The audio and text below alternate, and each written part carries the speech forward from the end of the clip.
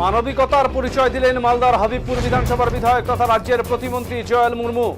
মালদা লালাগোলা রাজ্য সড়কের ধারে অচৈতন্য অবস্থায় পড়ে থাকা এক যুবককে দেখতে পেয়ে উদ্ধার করে নিজের গাড়িতে চাপিয়ে নিয়ে গেলেন হাসপাতালে। তাকে হাসপাতালে ভর্তি করে তার সুচিকিৎসার যাবতীয় ব্যবস্থা করলেন মন্ত্রী নিজে। রাজ্যের আদিবাসী উন্নয়ন এবং জলসেচ দপ্তরের প্রতিমন্ত্রী জয়েল মুর্মুর এমনই মানবিক উদ্যোগের ছবি নজরে এলো মালদার হাবিবপুর থানার বুলবুলচুন্ডি গ্রামীণ হাসপাতালে। ঘটনার বিবরণ দিতে গিয়ে মন্ত্রী জয়েল মুর্মু জানান, তিনি হাবিবপুর থানা থেকে বের হয়ে এক মিটিংয়ে অংশ নিতে যাচ্ছিলেন জেলা প্রশাসনিক ভবনের উদ্দেশ্যে, কিন্তু যাওয়ার পথে হঠাৎ লক্ষ্য করেন হাবিবপুরের কেরোসিন তেল ডিপোর কাছে এক যুবক অচৈতন্য অবস্থায় পড়ে রয়েছে।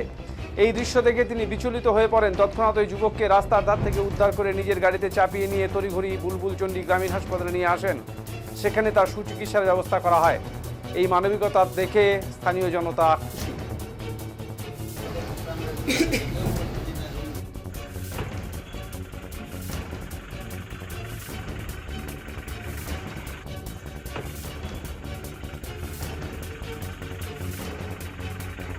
কি হয়েছে, কোথা থেকে?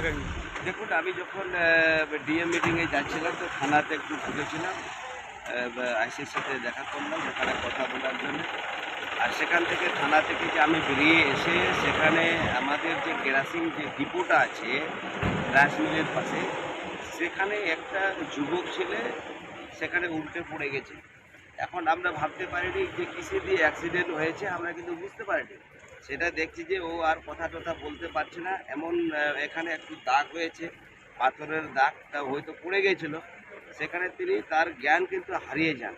আর সেখান থেকে ওনাকে আমরা উঠে নিয়ে এসে আমরা এখানে আরএন রায় হসপিটালে ভর্তি করে দিয়েছি। জানা গেছে কোথায়? উনি হচ্ছেন, তার নাম হচ্ছেন যে বিপ্লব বর্মন। তার নাম হচ্ছে বিপ্লব বর্মন হবিবপুর। তার বাবার নাম হচ্ছে হাসপাতালে নিয়ে এসছেন? হাসপাতালে নিয়ে আসলাম। কি হয়েছে, কোথা থেকে? দেখুন, আমি যখন